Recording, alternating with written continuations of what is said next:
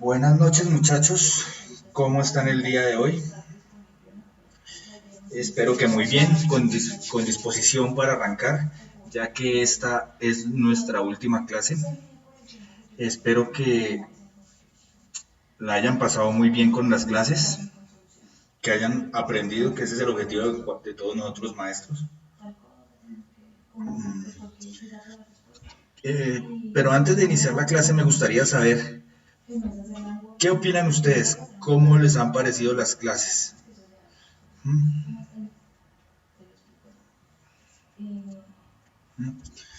¿Cómo les han parecido las clases? ¿Cómo les ha parecido la metodología? ¿Qué opinan?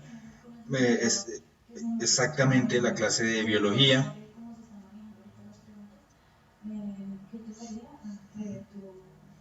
Buenas noches, Anonymous 48591.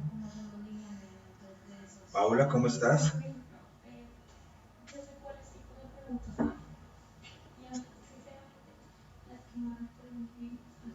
Hola, streamer Judy. Anonymous 48141. Muy rígida.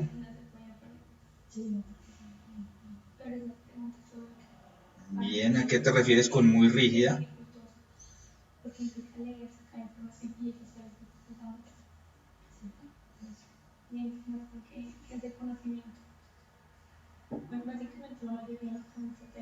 Gracias, Angie, te agradezco mucho. Hola, Fer Aguilar, ¿cómo estás?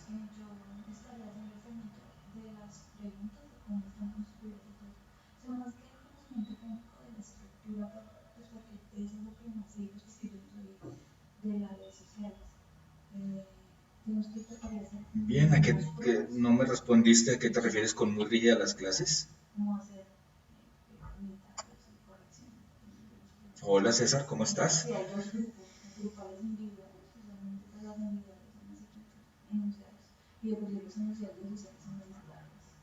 Bueno, espero que de pronto te hayas entendido un poco más la biología y te haya gustado un poco. Lo que pasa es que la biología tiene algunas cosas que son términos muy complicados, difíciles de comprender en el mundo real, por llamarlo de alguna forma. Pero espero que lo hayas podido entender algo. Sebastián, buenas noches. Bien.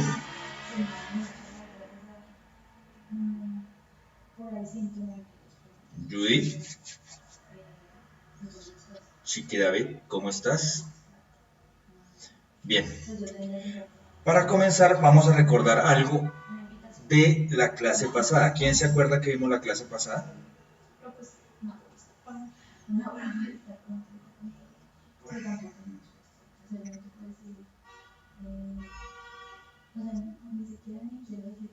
Ok, David, solo te voy a llamar David. Perfecto. ¿Qué se acuerdan de la clase pasada? Porque está como grave, Paula.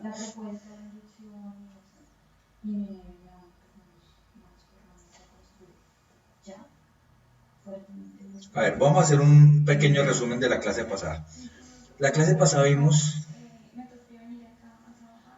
todo lo que era con los ecosistemas y cómo eran las funciones de los ecosistemas.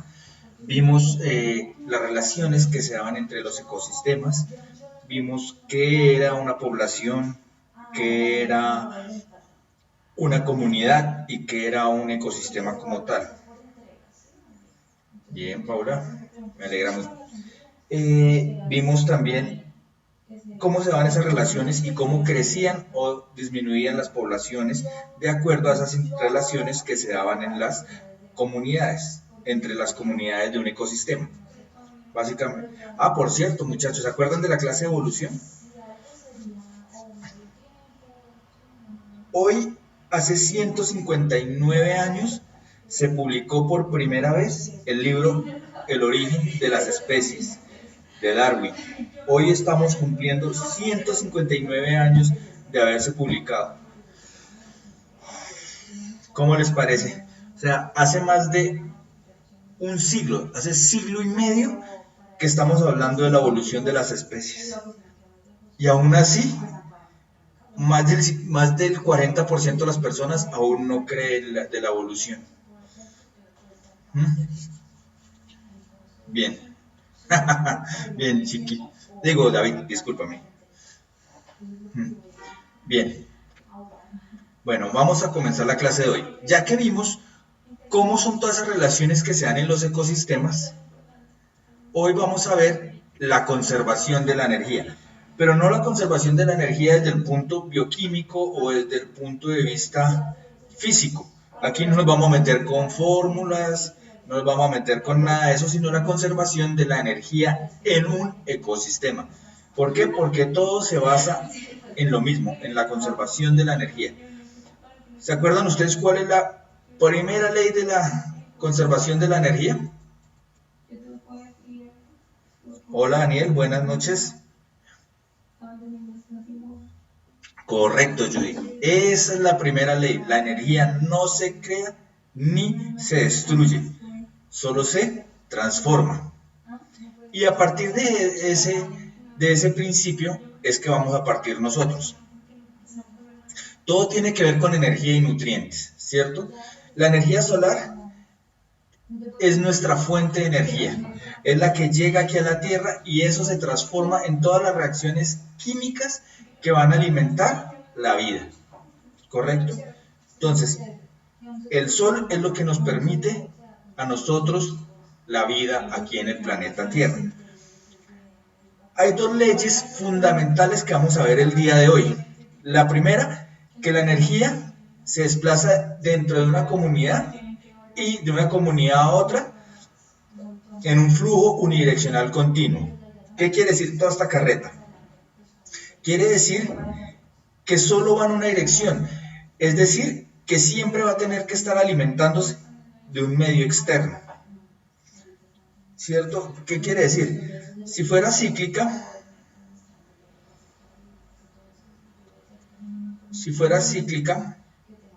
la energía estaría alimentándose así, ¿cierto? No necesitaría una fuente externa, pero como aquí lo dice, es unidireccional, la energía en un ecosistema va así.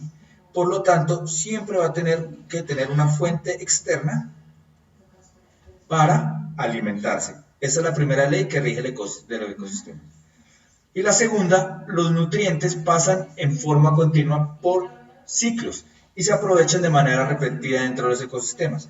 Entonces, ¿qué quiere decir todo esto? Que aquí es donde vamos a ver todos los ciclos biogeoquímicos que hay. El ciclo del agua, del carbono, del fósforo, del nitrógeno, del azufre, de bla, bla, bla, bla. ¿Correcto? ¿Alguna pregunta hasta ahí? Muy bien, Paula. Sí, como lo digo alto.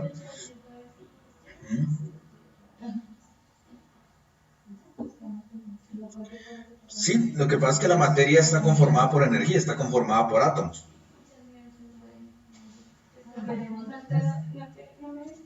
Bien, entonces, ¿cómo llega la energía a las comunidades, a los ecosistemas como tal?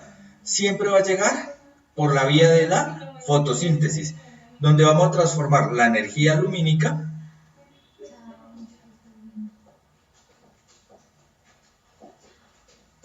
¿la vamos a transformar en qué?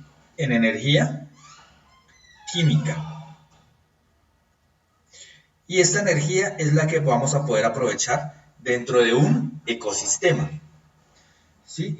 Entonces va a llegar del sol a las plantas. Por eso es que son tan importantes las plantas. ¿Por qué? Porque ellas son las que nos van a transformar esa energía lumínica a energía química y la vamos a poder aprovechar. Bien. Entonces, para poder hablar de la energía y los nutrientes tenemos que hablar de lo que son organismos autótrofos y heterótrofos, o como los pueden encontrar en otras partes, productores y consumidores. ¿Cuáles son los productores de energía? Todo lo que son los plantas. ¿Correcto? ¿Qué quiere decir autótrofo? Que produce su propio alimento. Autótrofo produce su propio alimento. Y heterótrofo quiere decir no produce su propio alimento, se alimenta de cosas. Entonces aquí ya son todos los consumidores, es decir, básicamente todos los otros reinos, ¿cierto? Entonces aquí vamos a tener los animales y vamos a tener algunos hongos, no, todos los hongos, ¿cierto? Y vamos a tener algunas bacterias. Aunque hay bacterias que son fotosintéticas, ¿correcto? Entonces, en un ecosistema siempre voy a tener mis organismos productores y voy a tener mis organismos consumidores, ¿correcto? Esos organismos pueden ser de primero, segundo o tercero o cuarto o quinto orden. Los organismos de primer orden siempre serán los herbívoros, es decir, que se alimentan de las plantas. Paula, los protozoos. Los protozoos son animales unicelulares, ¿cierto? Ojo que de pronto me estás queriendo preguntar es por los protistas. Los protistas son un grupo heterogéneo, es decir, hay algunos que son fotosintéticos y hay otros que no. Los protistas, recuerda que son organismos unicelulares, algunos se parecen a plantas, otros a hongos y otros a animales. Entonces es un poco heterogéneo ese grupo. ¿Claro? Sino que ahí simplemente no hay una formación ni una división de los tejidos. Bien. Entonces, para poder calcular nosotros la salud de un ecosistema, tenemos que hablar de la biomasa. ¿Qué es la biomasa? Básicamente es la materia total de los seres vivos que viven en un lugar determinado. Y siempre está expresada por peso por unidad de área o volumen. ¿Qué quiere decir toda esa carreta?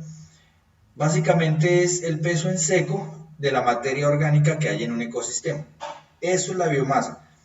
Entonces, la energía, ustedes saben que se mide en ¿qué? En joules, ¿cierto? La energía yo la voy a estar midiendo en joules, o como algunas personas dicen, en julios. Pero también hay otra forma de medir nosotros la energía. ¿Cómo la medimos nosotros? En calorías, ¿cierto? Pero en un ecosistema la energía se va a medir es en cantidad de biomasa. Por ejemplo, ¿por qué está la foto del panda aquí? Resulta que el panda, tan grande y gordito que se ve así, bonito el panda es un animal herbívoro, netamente herbívoro, se alimenta de bambú. Entonces la cantidad de biomasa en bambú que tiene que consumir el panda para poder conseguir la energía es muy alta. Entonces para que haya pandas necesita que haya un bosque de bambú completamente sano. Por eso es que los pandas son una especie amenazada. Primero porque sus ecosistemas se están acabando. Y segundo, porque como es tan grande la biomasa que necesitan, no va a haber un ecosistema saludable allí. ¿Correcto? Bien. Entonces, aquí también tenemos que hablar de este otro término, la productividad primaria neta. ¿Qué es? Pues es la biomasa que producen las plantas, los organismos autótrofos, ¿cierto? Y eso es lo que va a ser, es primaria, ¿por qué? Porque es la que me forma a mí la base de una cadena trófica. ¿Y qué es una cadena trófica? ¿Quién me responde? ¿Qué es una cadena trófica?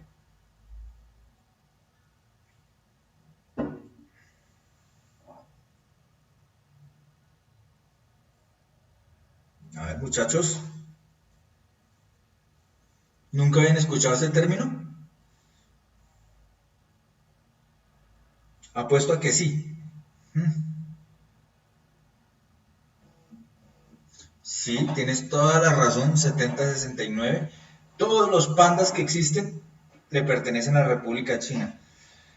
Bueno, es que ahí tendríamos que hablar de varias cosas. Primero, de todo lo que es la conservación del ADN. Segundo, de los convenios CITES, el tratado CITES, que es el convenio de trata de especies silvestres, convenio internacional de trata de especies silvestres, ¿cierto? Entonces, por eso todos los pandas pertenecen a China. Angie, sí es un proceso es el que transfieren sustancias nutritivas, pero es muy fácil. Lo vamos a llamar la cadena alimenticia. Cadena trófica es igual a cadena alimenticia. No más, sencillo. ¿Cierto? Es decir, la cadena trófica es una relación lineal entre los niveles tróficos. Es decir, los niveles de alimentación, en donde yo voy a tener mi productor, ¿cierto? Que son las plantas, es decir, donde el que me pasa la energía del sol a energía química. Voy a tener el consumidor primario, que es el que toma la energía de las plantas. Voy a tener un consumidor secundario, que es el que toma la energía de los herbívoros. O sea, son los carnívoros de primer orden. Y voy a tener los carnívoros de segundo orden. Y así sucesivamente, pero es lineal. Va en este sentido. Pero como los ecosistemas no solo se tratan de una linealidad, sino los ecosistemas son un poco más complejos, entonces tenemos que hablar de redes tróficas. Si ven que es un poco más complejo, en donde va a haber varios herbívoros, va a haber varios carnívoros, van a alimentarse de varias cosas, entonces ya vamos a tener un poco más dibujada la realidad de un ecosistema saludable. ¿Correcto?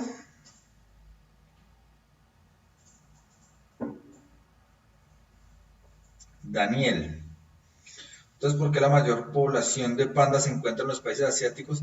Si entre estos países como Japón y China hay mucha contaminación, lo que no sería beneficioso para sostener este caso el bosque de bambú para los pandas. Bueno, Daniel, lo que pasa es que los pandas son originarios de allá y son endémicos de esa región. Son endémicos, es decir, son propios de esa región. Traerse un panda aquí puede ser muy beneficioso. Por eso es que están allá, porque son endémicos de esa región. Por eso se están haciendo programas de conservación de esos bosques de bambú. ¿Correcto? Hay dos especies de panda. El panda normal, que es el que conocemos, y hay otro panda. Ustedes se vieron, ¿cómo se llama este documental sobre pandas? Kung Fu Panda. ¿Vieron al maestro Sifu? Esa es la otra especie de panda, que se llama el panda rojo, que es mucho más chiquito, parece un mapache. Correcto. Muy bien, 70-69, el panda rojo. Bien, continuemos. Entonces, en un ecosistema lo que se va a dar son todas estas relaciones complejas de intercambio de nutrientes, y ya por eso no se habla de una cadena trófica, sino de una red trófica como tal. ¿Correcto? Pero aquí es donde está el problema.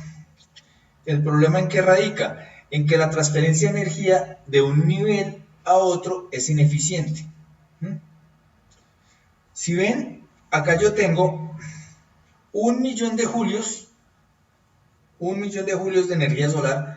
Los productores solo van a poder aprovechar de ese millón, solo van a poder aprovechar 10.000 julios. Y de esos 10.000 julios, los consumidores primarios, ¿cuánto van a aprovechar? Nada más 1.000. Y si ustedes miran de estos 1.000, el consumidor secundario solo va a aprovechar 100. Y de estos 100, el terciario solo va a aprovechar un 10. ¿Correcto? Y esto es lo que llamamos la regla del 10%. ¿Qué quiere decir? La energía que pasa de un nivel trófico a otro solo va a ser el 10%. No más. Muy pequeñito. Por eso es que en las grandes sabanas africanas son grandes las sabanas con hartos productores primarios. Y entonces vienen los herbívoros, y los herbívoros son grandes manadas. Y la cantidad de carnívoros, ¿cuánto es? Mucho más pequeña. Y la cantidad de carnívoros que caza esos carnívoros es mucho más pequeña. Y cada vez va siendo más pequeña, ¿por qué? Porque lo que va a necesitar aprovechar para que esta culebra logre aprovechar toda la energía que necesita, no solo se va a necesitar consumir un ratón, se va a necesitar consumir varios ratones para que la energía sea la que esta culebra necesita. ¿Correcto? Entonces, es muy ineficiente. Ahora bien, si la energía no se crea ni se destruye, ¿qué se hace esa energía? ¿Quién me puede decir? ¿Dónde se pierde toda esa otra energía?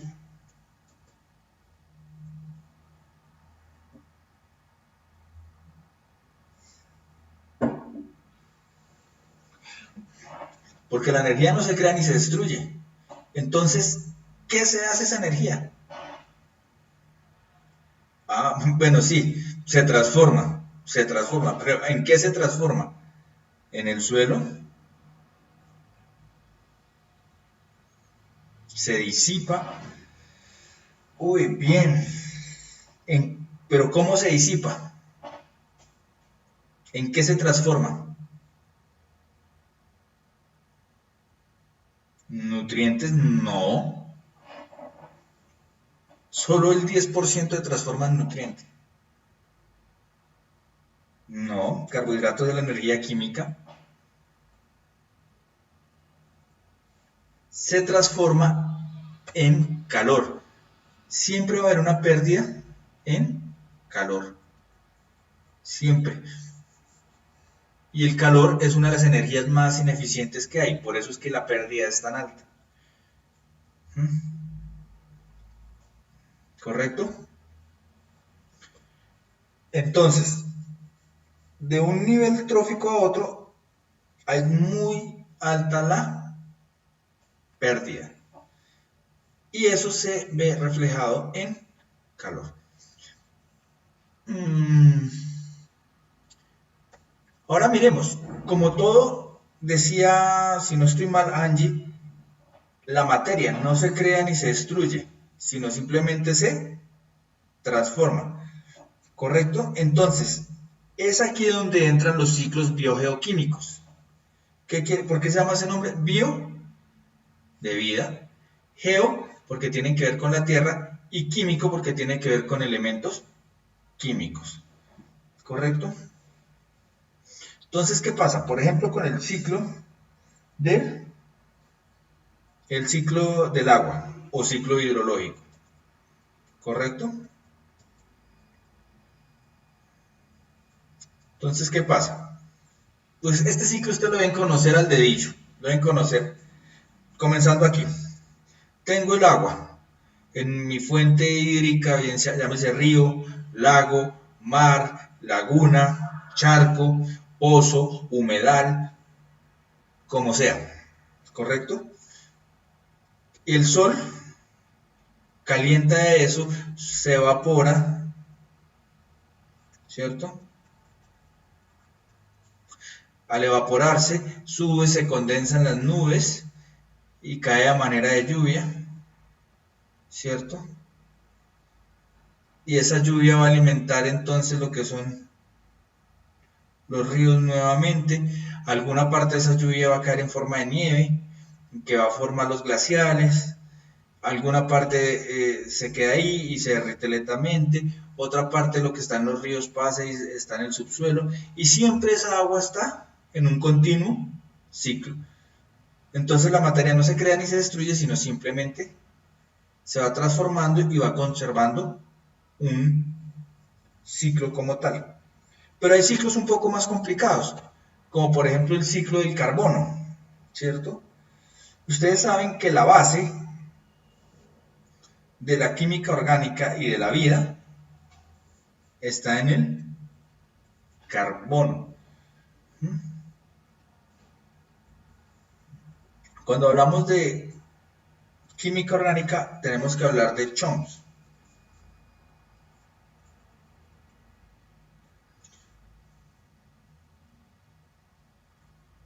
Chomsky, ¿cierto? Carbono, hidrógeno, oxígeno, nitrógeno, fósforo y azufre.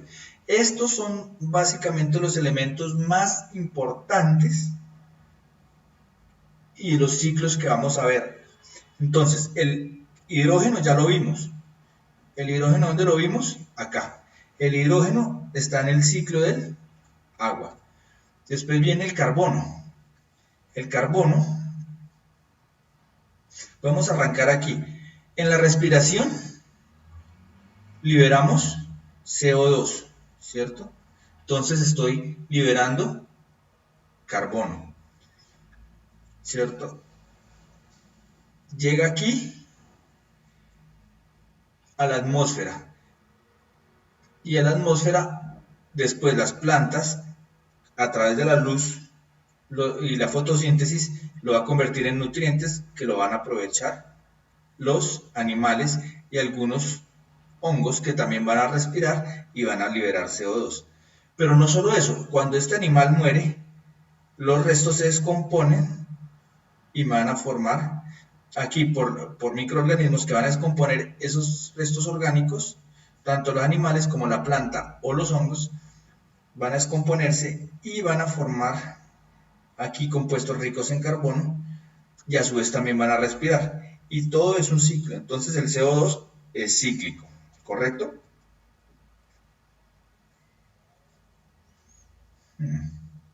¿Cuál ciclo es? Uy, no, ¿cuál ciclo es el que es difícil? ¿El del carbono? No, el del carbono es fácil. El ciclo de Krebs, uy, ese es bastante difícil, por eso no, es complicado. El ciclo de Krebs es el que va a funcionar toda la respiración y toda la fotosíntesis. Si queda tiempo, lo explicamos más adelante, pero no es fundamental para el objetivo de las clases. El del nitrógeno es muy importante porque el nitrógeno es el que me va a formar a mí los nutrientes importantes que necesitan las plantas para poder tener la producción. Entonces, ese nitrógeno, primero, recuerden que cuando hablamos de aire, estamos hablando de una mezcla de nitrógeno, oxígeno y otros gases, ¿cierto? En donde el nitrógeno ocupa un 70 al 75%, el oxígeno del 19 al 23% y los otros gases, pues el resto, lo que quede. Entonces, en la atmósfera de nosotros es muy rica en nitrógeno, por eso este ciclo es tan importante. Entonces, comencemos aquí, el nitrógeno libre, el que está en la atmósfera, llega a ¿cómo? Al suelo, por organismos fijadores, bacterias fijadoras, ¿cierto? Que me van a formar a mí amoníaco.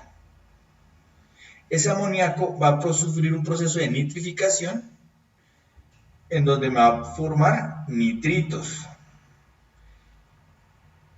¿cierto? Y va a seguir nitrificando y va a formar nitratos. Estos nitratos son los que va a poder aprovechar las plantas. Pero estos nitritos también pueden formar una desnitrificación, ¿cierto?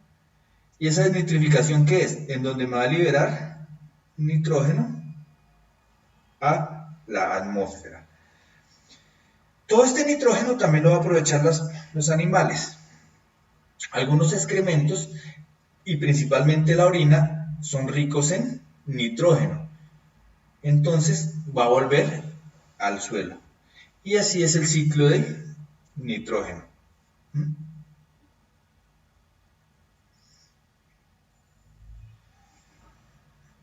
Bien, preguntan, ¿esta biología más o menos de qué grado es? Esto es como de noveno. Lamentablemente aquí en Colombia es muy difícil que en 10º y 11 se dicte la biología. Debería haber más biología, una profundización más rigurosa en biología, pero no la hay. Esto de los ciclos y la conservación de la energía más o menos es de noveno. Ustedes ven los ciclos, sobre todo el hidrológico, se ve desde muy temprano, cuarto, quinto de primaria, pero ya a este nivel se ve es en octavo y principalmente en noveno, ¿correcto? Bien. Tenemos el ciclo del fósforo, el fósforo también muy importante, ¿cierto? Entonces, hay restos orgánicos que tienen fósforo y pasan a formar aquí grupos fosfato, ¿cierto? Grupos fosfato en el suelo. Muchos de estos van a formarme a mis rocas fosfatadas. ¿Mm? Algunos los van a descomponer los microorganismos y van a llegar a las plantas. Ahora bien, aquí encontramos esta palabra, guano. ¿Qué es el guano? El guano son los excrementos de las aves marinas, pero también el guano son los excrementos de los murciélagos. Y el guano es rico en nitrógeno y es rico en fósforo. Las algas también van a aprovechar ese fósforo, ¿correcto? Entonces, si vemos un ecosistema sin plantas, corta el ciclo, tanto el hidrológico como el carbono, del nitrógeno, del fósforo, porque las plantas son las que absorben eso después de que los microorganismos están para que los animales podamos tener esos nutrientes.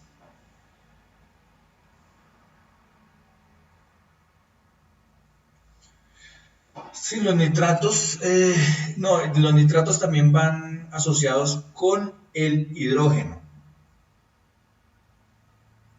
Uy, Angie, lo que te perdiste. Solo hasta octavo. Fer, porque en décimo y once ya se empieza a profundizar más en física y química.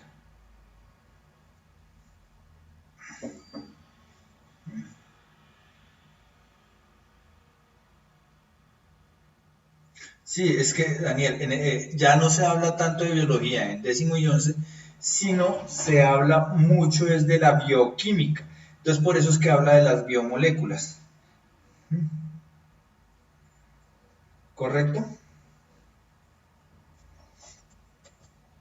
Bien. Tenemos el ciclo del azufre. El ciclo del azufre es muy importante. Tenemos liberación de azufre de manera natural. Por ejemplo, en los volcanes hay liberación de azufre y ese llega a la atmósfera, ¿cierto? Pero entonces también está en las cadenas tróficas el azufre a manera de sulfatos y de sulfuros. Entonces esos sulfatos y sulfuros vienen por los excrementos y por la descomposición de la materia orgánica. La descomposición anaeróbica de la materia orgánica me produce estos sulfuros, como el ácido sulfírico. Ustedes sí han ido. ¿Quién es aquí de Bogotá? O bueno, no necesariamente Bogotá. Si han salido y a veces han visto esos charcos, porque eso no son más, ¿cierto?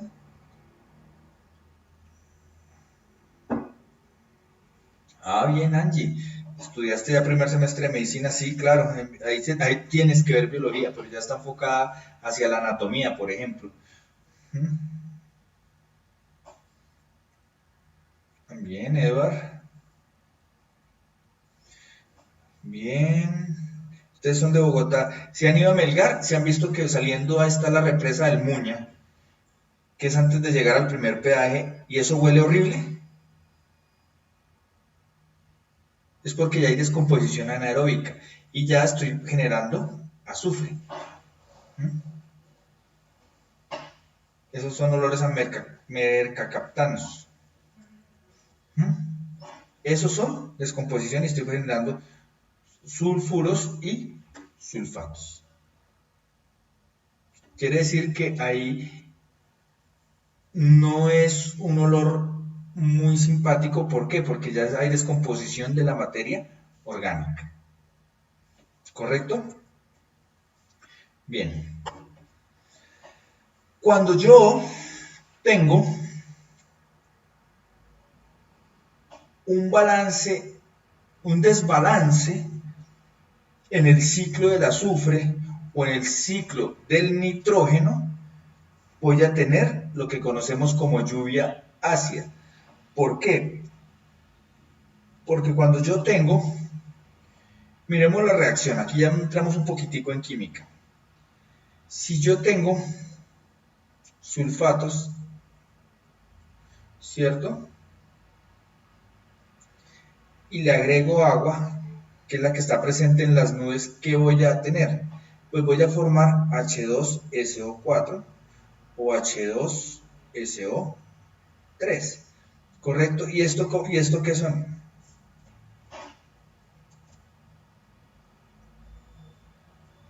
¿Eso cómo se llama?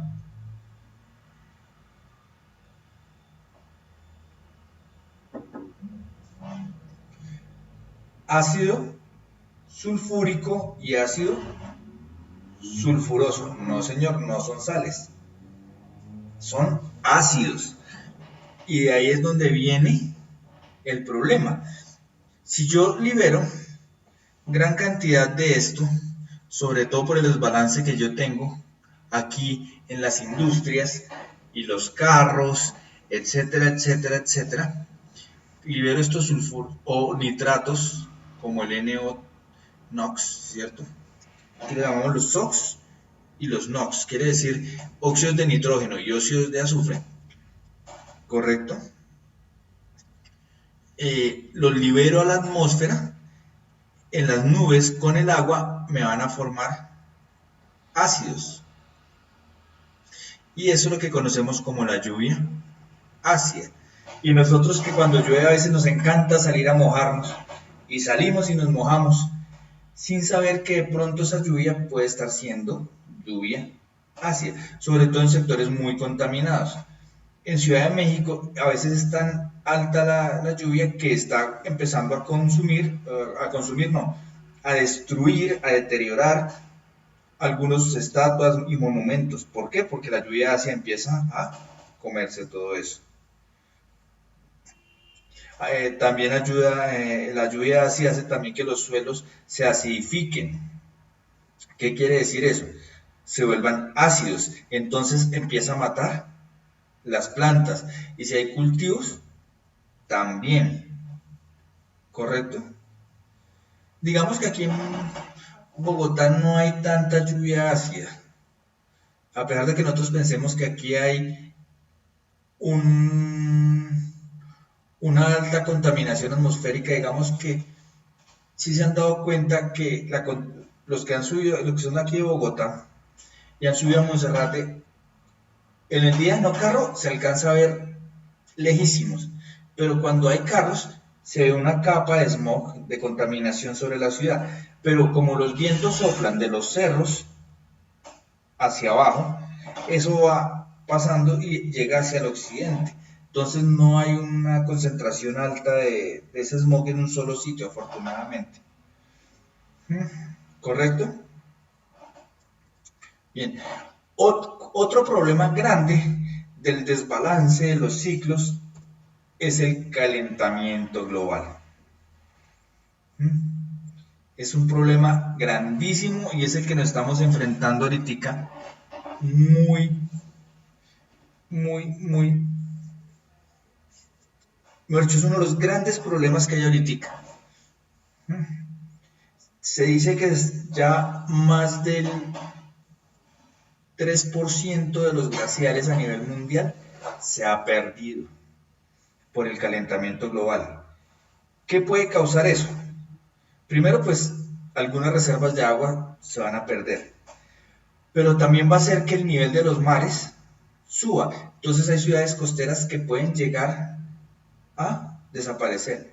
Aparte de eso, tengan en cuenta ustedes que el incremento de unos pocos grados, de un solo grado, nosotros decimos que es un solo grado centígrado, es muchísimo. Si ustedes le preguntan a sus abuelos, Bogotá antes tocaba salir con ruana, con chaqueta. Ahorita ustedes salen y es un calor que está haciendo. ¿Por qué? Porque ha ido incrementando la temperatura. ¿Y eso qué va a hacer? Va a afectar mucho a las especies. Incluso aquí en Bogotá ya hemos encontrado especies que antes no se encontraban, que han ido migrando buscando el clima. Sí, sí me hago entender. Entonces el calentamiento global es, dicen, no, el agujero es en la Antártida. Bueno, es que ese es otro problema. El agujero en la capa de ozono es otro problema. El agujero en la capa de ozono es, sí, pasan más los rayos ultravioleta. Yo estoy hablando es del calentamiento global. ¿Mm? ¿Mm?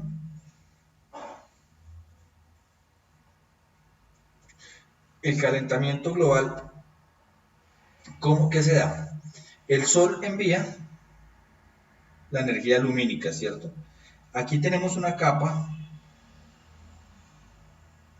que rodea la Tierra que se llama la atmósfera, ¿cierto? Parte de esta energía lumínica que el Sol envía llega aquí y es rebotada, no entra, ¿correcto? No entra a la atmósfera, pero parte de estos rayos sí entran y llegan acá. Entonces, ¿qué es lo que hace? Que nosotros tengamos un clima bueno, sea chévere. Entonces, estos rayos que entran, algunos rayos son absorbidos aquí en la Tierra, pero otros rayos, algunos son absorbidos a manera de calor, ¿cierto? Pero otros rayos van a salir rebotados. De estos rayos que rebotan, algunos van a salir acá, pero otros van a permanecer. Entonces, ¿qué es lo que va a pasar? Que la temperatura en esta capa permanezca constante. La atmósfera es importantísima, ¿cierto? El efecto invernadero es importantísimo. Cuando ustedes escuchen hablar del efecto invernadero, ustedes le van a decir, no, el efecto invernadero no es el problema, el efecto invernadero es muy importante, es un efecto normal que se da. Ese efecto invernadero que nos da la atmósfera es el que permite la vida aquí en la Tierra. Si nosotros no tuviéramos ese efecto invernadero, la Tierra tendría una temperatura de menos 0 grados centígrados, o sea, estaría por debajo de los 0 grados centígrados, estaríamos hablando de unos 30 grados centígrados, 40 grados centígrados bajo cero, todo el tiempo. Entonces el agua estaría siempre congelada, por lo tanto no habría posibilidad de vida. El efecto invernadero es importante, que es distinto al calentamiento global. Ojo con eso. El calentamiento global es, ¿qué es?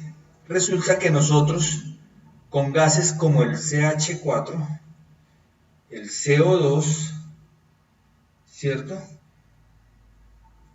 Hemos incrementado esos gases aquí en la atmósfera. Le hemos vuelto como más impermeable. Entonces, ¿qué es lo que pasa?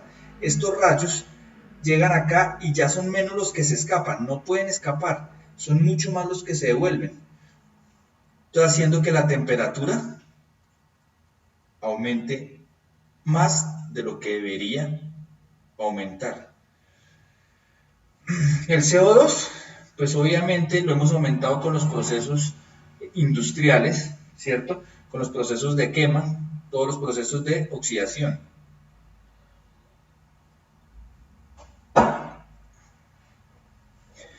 Y el CH4 son procesos de descomposición de materia orgánica y procesos de, ustedes no me lo van a creer, pero las grandes extensiones de ganado son muy culpables, ¿m?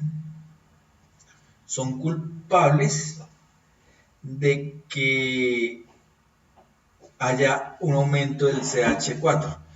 ¿Por qué? Porque en el estómago de las vacas hay bacterias que son metanógenas, es decir, producen ese gas metano. Entonces, los procesos digestivos de las vacas y los gases que ellas producen aumentan el CH4. Y el CH4 es uno de los grandes problemas del calentamiento global. ¿Correcto?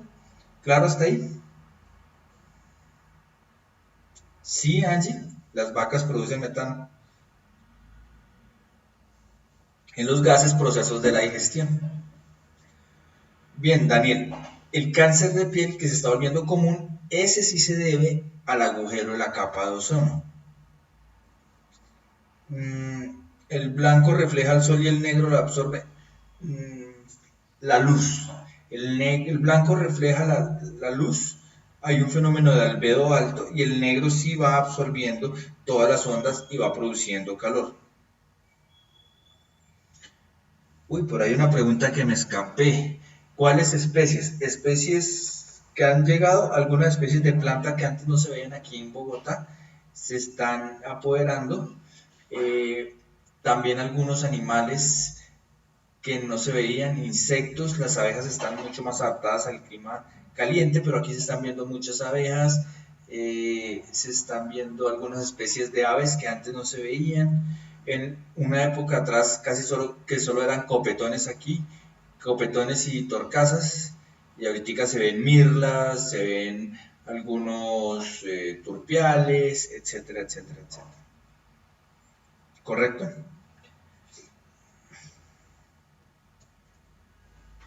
¿Alguna pregunta hasta ahí?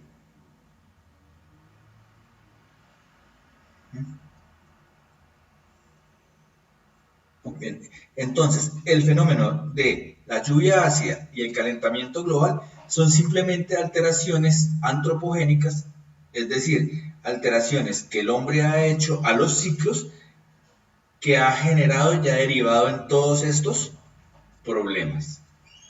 ¿Correcto?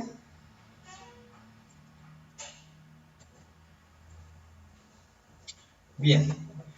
Entonces, comencemos con las preguntas.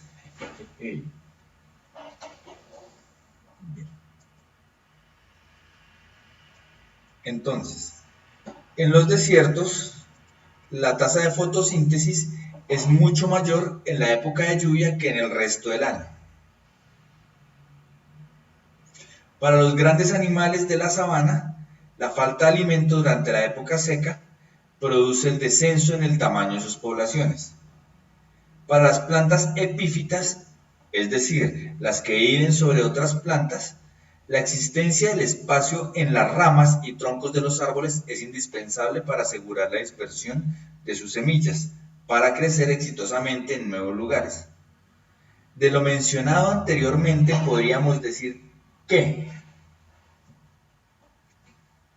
respondan,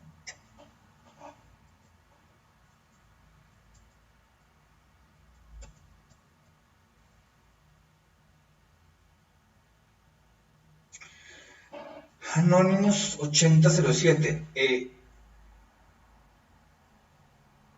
el O3 es una molécula muy inestable, es mucho más estable el O2.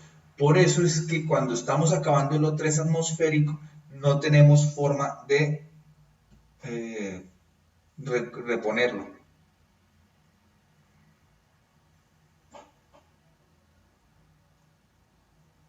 C, C, C.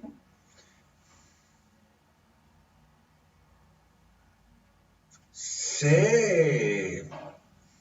Ese es el ánimo, Sebastián. Uy, una D. Caterín. C. ¿Los demás no saben, no responden? Vamos a mirar la respuesta.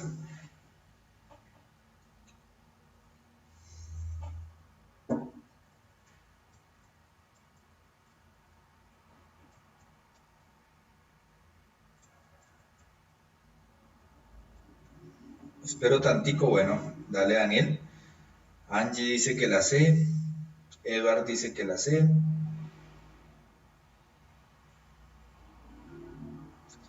Paula, podría ser A o C, pero escoges la C. David, la C o la D. Estamos de acuerdo en una cosa. Dicen que la B no es. El resto puede ser A, C o D. Vamos a revisar. Daniel, te suena la D. Bien. Vamos a revisar. El alimento es el único factor limitante en el desarrollo de cualquier ser vivo. Debido a la complejidad de la naturaleza, cualquier recurso escaso puede ser reemplazado por otro. Esa no es, porque todos los recursos, hay recursos que son únicos y la luz solar, por ejemplo, no puede ser reemplazada por otro. Todos los recursos son igualmente importantes y cuando alguno de ellos te escasea, cualquier proceso se detiene. La escasez de ciertos elementos limita algunos procesos que se dan en plantas y animales. Bien. ¿Se acuerdan la clase pasada? Que hablábamos de factores limitantes en las poblaciones y hablamos que hay recursos que son más importantes que otros y eso lo llamamos factores limitantes, ¿cierto? No vamos a decir que todos los recursos son igualmente importantes. Hay algunos, muchos más importantes que otros. Y miremos entonces ahora el contexto. Fotosíntesis, ¿cierto? ¿Y de qué depende la fotosíntesis? De la lluvia para poderse alimentar la planta. La sabana, el alimento en época seca. Las epífitas, ¿para qué necesitan el espacio de las ramas? Para poder dispersar las semillas. Entonces es otro recurso. ¿Claro está? Entonces sabemos que el único elemento, el alimento no va a ser el único factor limitante. Entonces la A no es. La B tampoco. La escasez de ciertos elementos limita algunos procesos que se dan en planta. Pues sí, es obvio, pero no me está diciendo absolutamente nada esta la D. Entonces la respuesta es la C. Entonces ustedes casi que todos tenían la respuesta correcta. ¿Correcto? Vamos con otra.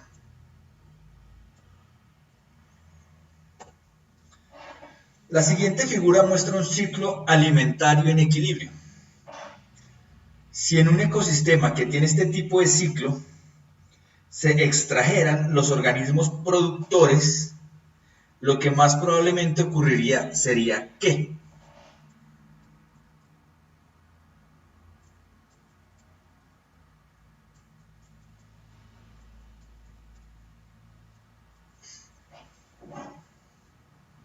¿Qué pasa con los organismos productores?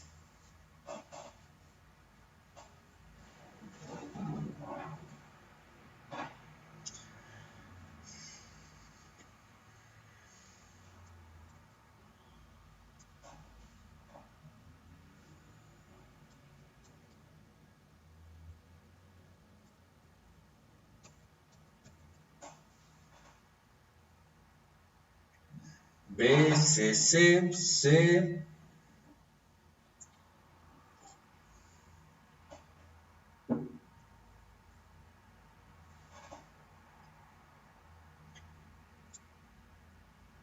¿Cuál de las dos, Daniel? ¿B o C? Es hacer trampa.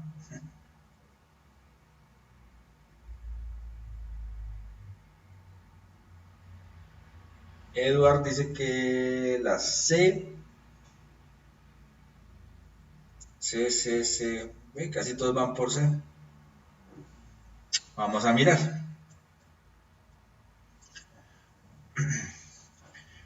Si yo elimino de este ciclo los productores, ¿cierto? Tiene que disminuir este, ¿correcto? ¿Por qué? Porque ya no voy a conseguir el suficiente alimento. Al disminuir estos,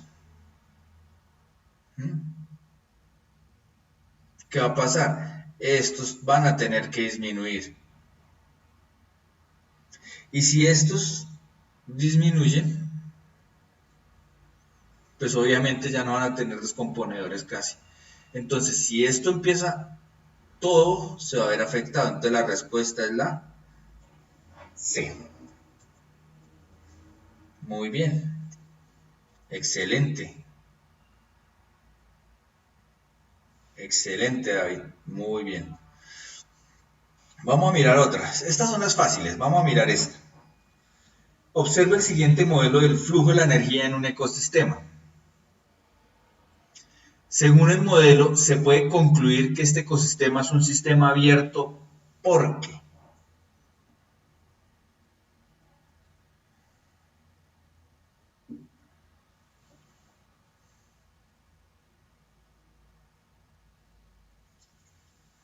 la pregunta es, ¿ustedes saben qué es un sistema abierto?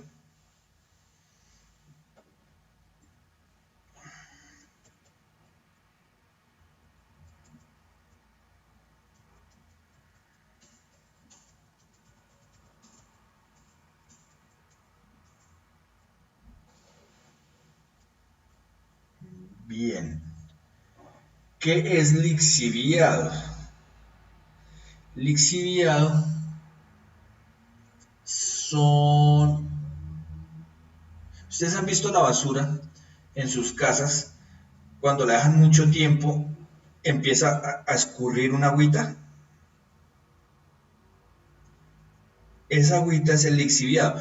Es el proceso de descomposición que todas las cosas que no van sirviendo, las va eliminando y las va botando en ese, como en esa agüita.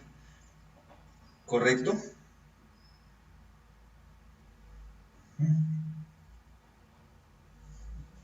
Eso es lo que conocemos como lixiviado. El lixiviado como tal es lo que el proceso después de una descomposición de materia orgánica.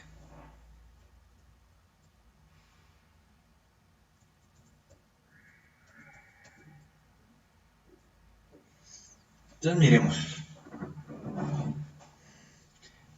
Bueno, aquí me están haciendo otra pregunta.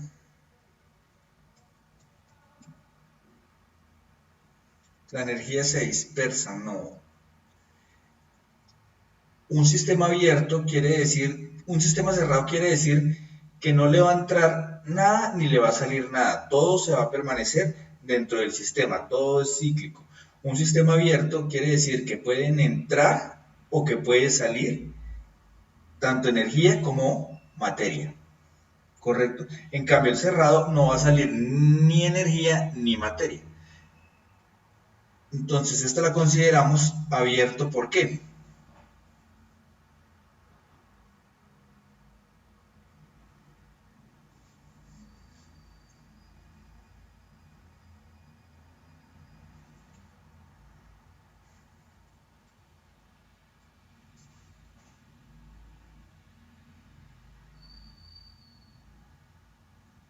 Se adapta a cambios. Sí, David, tienes razón.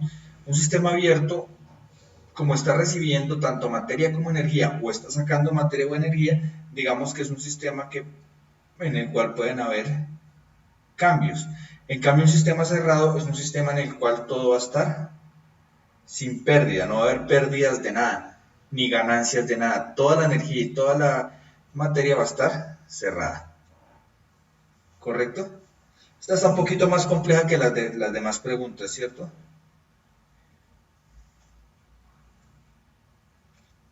Y por lo tanto veo que está un poco más dispersas. Paula dice la C,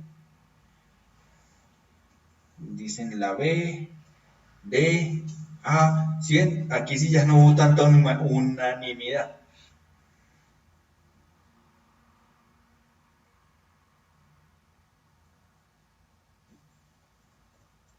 Vamos a ver. Si sabemos que un sistema abierto es donde hay o pérdida o ganancia de energía, ¿cierto? O pérdida o ganancia de materia. Cuando yo tengo el escape de lixiviados a ríos, estoy perdiendo materia.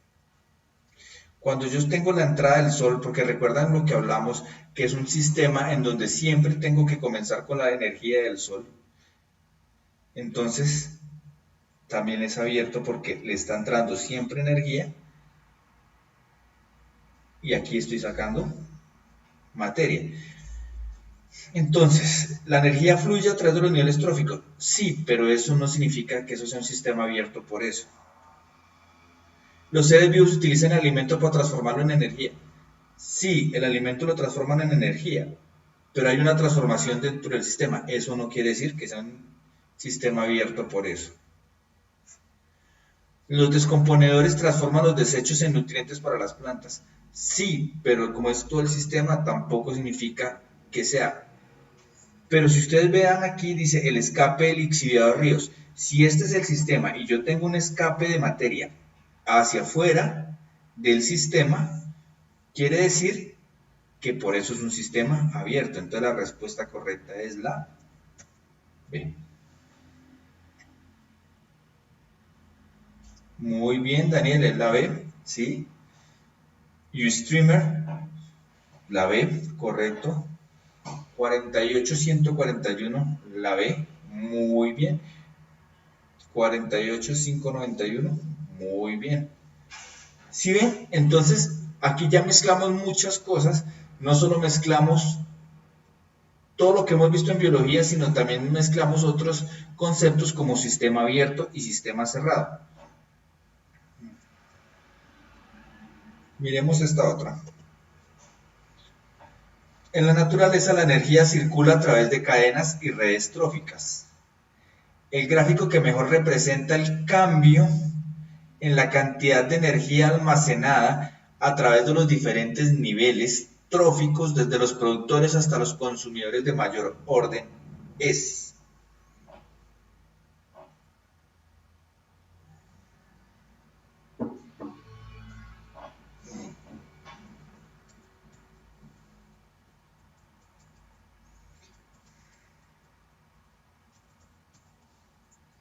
Mientras ustedes piensan la respuesta, permítanme recordarles que el día de mañana tienen inglés a las 5:30,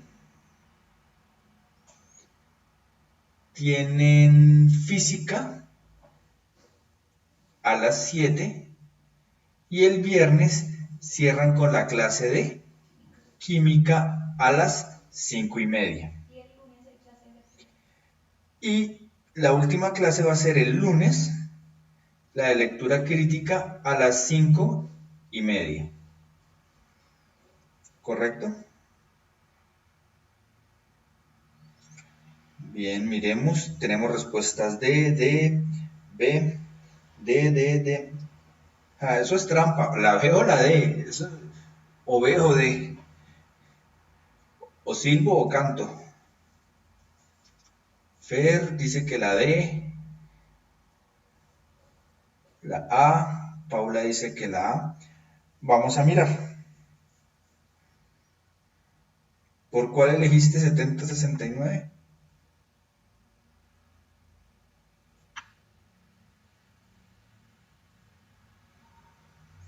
Puede ser la B porque la energía no se destruye. La B. Angie. La A. Ojo a la pregunta. La pregunta dice, el cambio en la cantidad de energía almacenada a través de los diferentes niveles tróficos. ¿Recuerdan lo que vimos en la pirámide, la del 10%? Yo tengo energía del sol, muy grande, las plantas,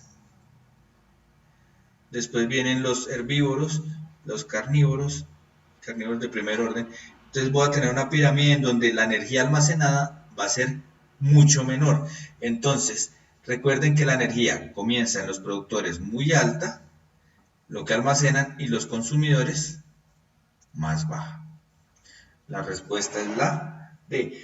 La energía no se va a mantener estable, porque recuerden que la energía almacenada, siempre tienen que tener en cuenta la pregunta, la energía almacenada sí va a variar. Si bien es cierto lo que dice lo que dice 70-69, la energía no se destruye, si se disipa a manera de calor y va a dejar de ser energía almacenada.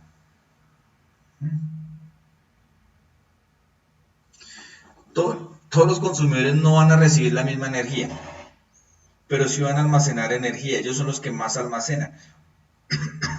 ¿Correcto?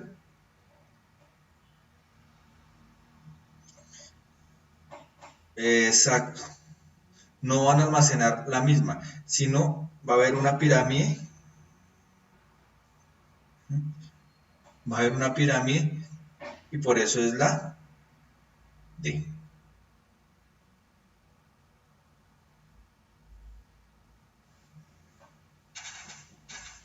Correcto. Vamos a mirar esta otra. El siguiente esquema muestra la transferencia de energía dentro de una red trófica. Si en una comunidad como la descrita en el esquema, las águilas se desaparecen debido a múltiples depredaciones humanas, al cabo de poco tiempo se esperaría que el número de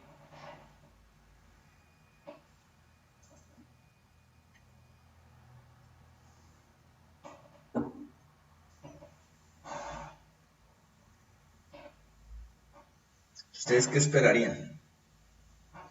Estamos hablando de red trófica, pero aquí también estamos mezclando algo que vimos en la clase pasada.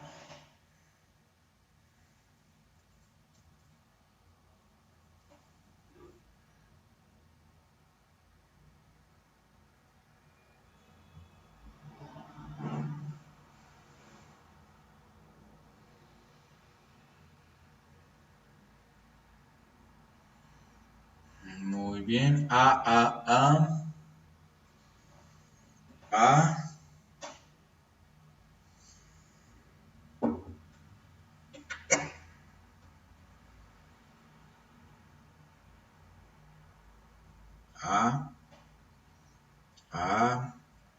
Bueno, estas están casi todos de acuerdo. Vamos a mirar. Si yo quito las águilas de acá, ¿qué va a pasar? Estos bichitos ya no van a contar con este depredador, sino solo con las culebras, con las serpientes, ¿cierto? Entonces, el número de ratones es lógico que aumente, ¿cierto? Pero, como ya las serpientes no van a tener competencia, porque las águilas no están, entonces también es lógico que el número de serpientes aumente para controlar la población de ratones. Entonces la respuesta es A.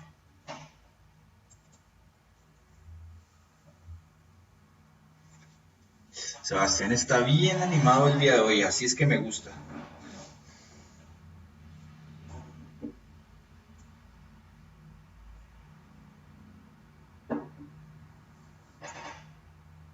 Daniel tiene la razón.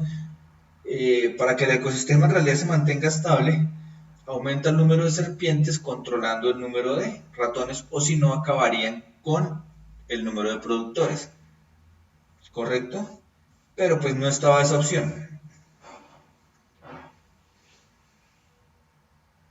Uy, bien, 70-69, ese es el ánimo. Vamos a mirar esta otra pregunta. Mediante la actividad humana se han destruido grandes cantidades de bosque, con lo cual se ha acumulado el gas carbónico en la atmósfera. Al observar el esquema que muestra algunas de las principales etapas del ciclo del carbono, se puede deducir que dicha alteración resulta de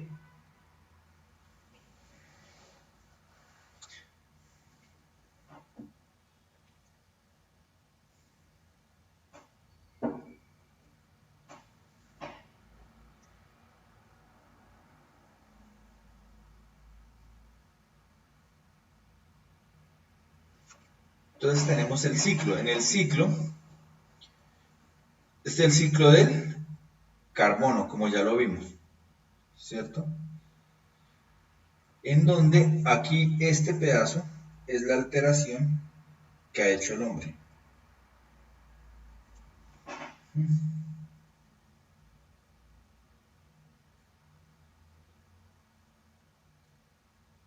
Entonces,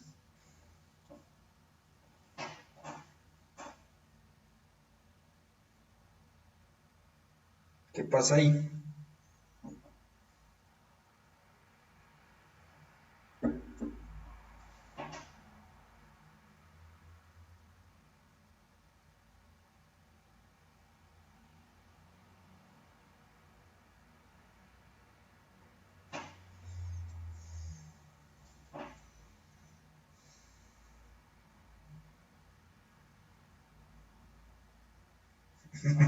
David. B, D, B, B, B, B, menor captura de CO2.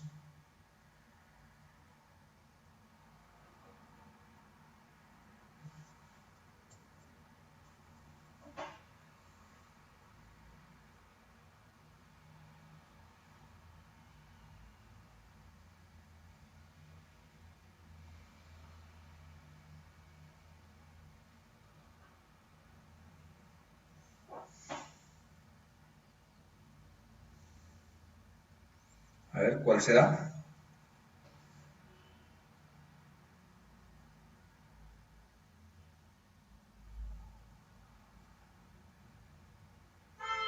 Entonces, miremos. La disminución en la tasa de respiración de los animales, no, porque eso no tiene nada que ver. Nosotros no respiramos CO2, ¿cierto? El aumento en la tasa de respiración de las plantas, no, porque la respiración de las plantas también me va a producir CO2. La acumulación excesiva de combustibles fósiles, no, porque los combustibles fósiles, si ustedes, como el petróleo, se dan es por la descomposición de la materia orgánica. ¿Ya? Listo, la respuesta es esta.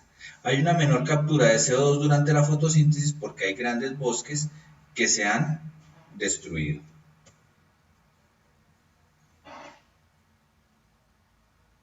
Correcto, Daniel, es lógico por el contexto de la pregunta. Ve, muy bien.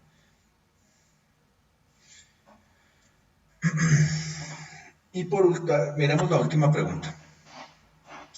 La energía no se crea ni se destruye, solo se transforma. Esta ley rige el uso y la circulación de energía para todos los sistemas vivos.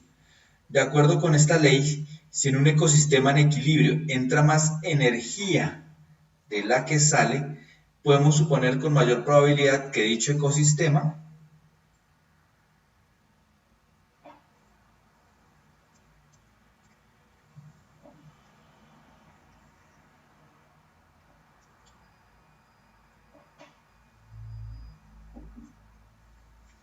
¿cuál creen que es?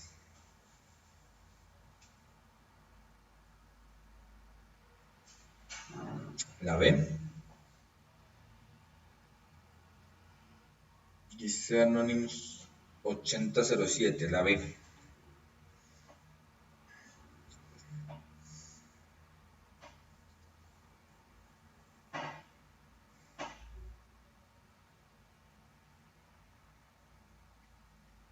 David. Está muy difícil, Daniel. ¿Se fue la imagen?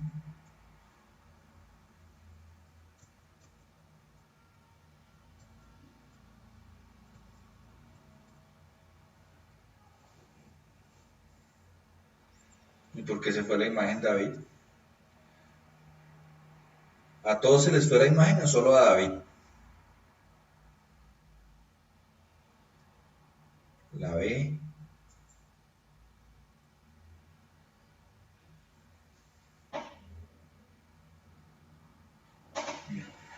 La B.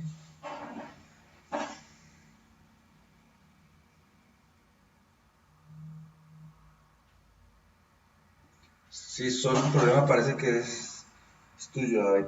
Entonces actualiza a ver si de pronto. Excelente. Sebastián, la B. Bueno, todos van por la B.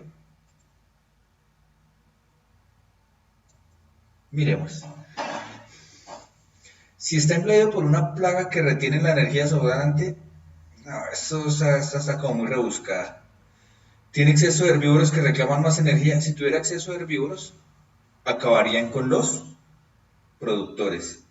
Está en su máximo desarrollo y no utiliza toda la energía disponible. Entonces, ¿qué la hace? No, se pierde. La respuesta es que acumula biomasa y va creciendo y se va almacenando la energía de esta forma. ¿Correcto?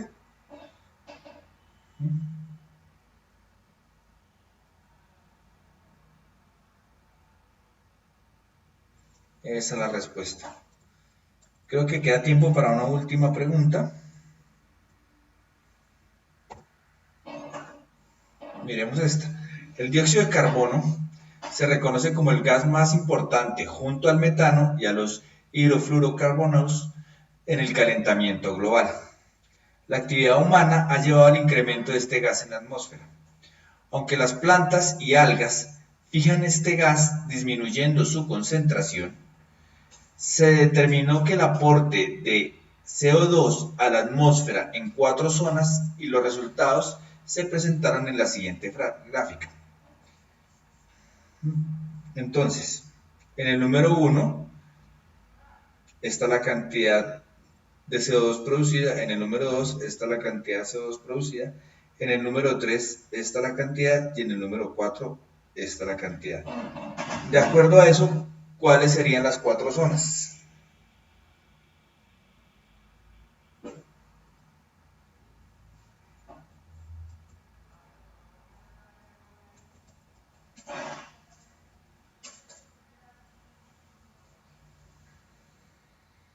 Bien, hoy están rápidos para contestar la B.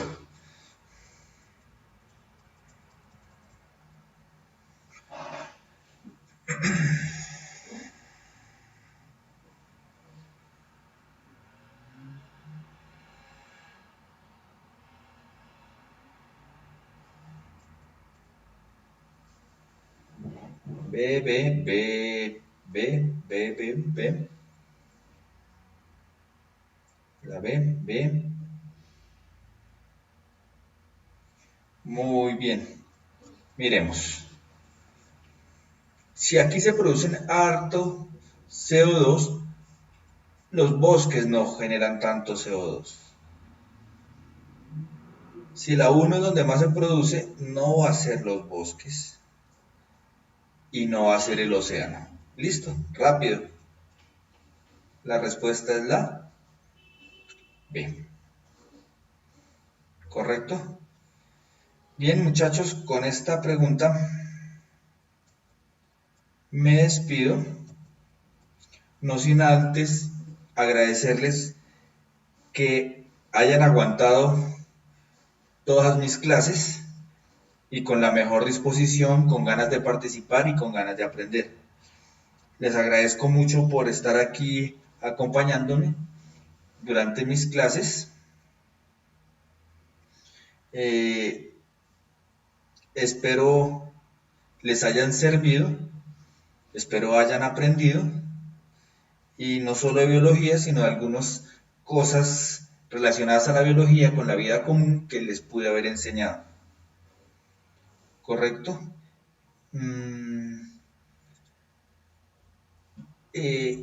Recuerden que todavía les faltan mañana inglés y física, el viernes química y el lunes cerrar con lectura crítica.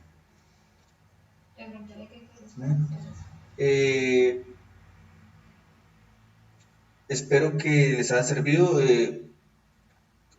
Si tienen algún comentario acerca de las clases o del sistema o de lo que hemos hecho, por favor, háganlo ahora, callen para siempre. Si tienen algún comentario, duda, pregunta o deseo reprimido, sería bueno comentarlo ahora. Y no solo, muy bien. Entonces, de nada, Sebastián, Fer, gracias, Daniel. Esperamos que les haya gustado. Este es un nuevo sistema y espero que les guste. Edward, listo, para servirte. David, lo mismo. Gracias, Angie. Fer. Paula, sí, sí tengo correo. Ya ahora al cerrar la clase lo envío por chat. No, porque no aparece, o sea, no aparece si es Gmail o Ah, no aparece si es Gmail. no, toda que le digas los. Bueno, les voy a dictar mi correo porque me acaban de decir que por el chat no aparece. No, se aparece con otra palabra. Entonces, el correo es, mejor dicho, lo voy a escribir en la diapositiva. Aquí lo voy a escribir para que lo tengan. ¿Sabes qué? ¿Es Gmail? Ujú.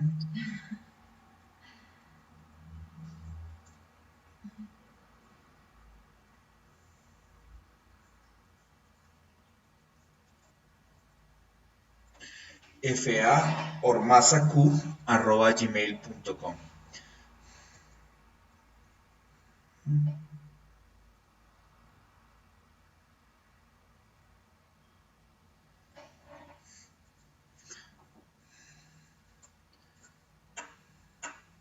Me alegra mucho que les haya gustado las clases. Eh,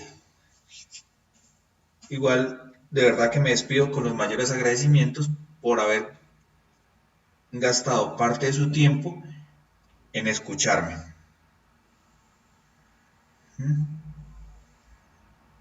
Que tengan muy buena noche y de pronto nos encontramos en algún futuro.